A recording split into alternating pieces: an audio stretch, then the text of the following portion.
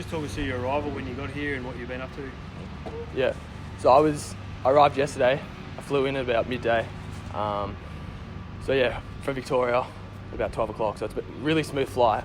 Lucky it's only an hour on a plane. So yeah, really lucky that it's pretty close to home, relatively. Feel like I've settled in relatively well, and met all the players, most of them, the younger blokes. I've loved it so far. And you've come over with your body fully fit and ready to go, get straight into it? Yeah, my body's really fit. No niggles, no injuries.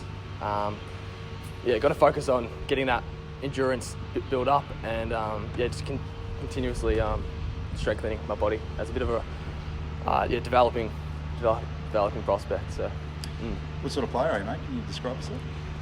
I feel like I'm a key forward who can maybe pinch hit in the ruck, but I feel like a key position player who can play predominantly as a forward. Right now in my career. Obviously over from Victoria. What did you know about Port Adelaide leading in? It was obviously knowledgeable that Port Adelaide celebrated 150 years last year, and moving into 151st this year. I knew I was just excited to be part of such a successful club. With the 1 AFL premiership and the 36 SANFL premierships, I knew that there was high quality coaches and players who were just striving for success. So I was really eager to be a part of that. And obviously it's a big moving to a new environment, but I was really excited to embrace that and get a part of the success, to be honest. Is it all sunk in yet? I mean, it's been a big move and straight into training. Yeah. Well, it was Wednesday night that I found out. It wasn't till probably Friday morning when I woke up and I realised, wow, this is amazing. Like, I've lived my boyhood dream, and then moving here yesterday was it was pretty realistic. And then training today was wow, you've made it, and hard work starts now, I guess. So they're super stoked.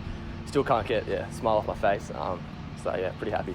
Is there anything about the forwards, Marshall and Dixon, you see that you'd like to emulate? Yeah, well, I spoke to Ken on the phone on Wednesday night and again today. And I'm quite a aggressive player, and I love to play on my aggression. And he just said, just bring that, not so much anger, but just that ferocity for the ball, and just bring that aggression. And I think that's one of my main strengths, and somewhere how I can earn my respect of Ken, most importantly, and my teammates as well.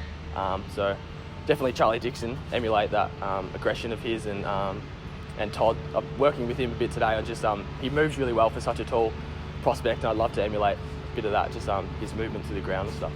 And what about your family? Tell us about that. You've got some pretty impressive pedigree, I think, to your granddad as well. Yeah, my grandpa, one of my biggest supporters all the way through. He played footy back in the 60s for Geelong, played in the 63 premiership for Geelong, and won at Brownlow in 1962. So he knows it all. He thinks he knows it all, which he does. But he's been a huge mentor of mine, someone I can just lean on with advice, because he knows what coaches are looking for, and how to improve yourself. A little bit different to what it was like in the 60s, but it's all kind of the same sort of thing. But coming from such a well-rounded family history with footy, and even Dad was part of he was down at the Cats in the 90s for a couple of years. He actually had a run around with Ken for a few years. So he's always in my corner, Pa and Dad, as probably the two biggest mentors of mine. What's Pa's biggest bit of advice to you along the way? Yeah, he just said had a crack, to be honest. It's probably as simple as that.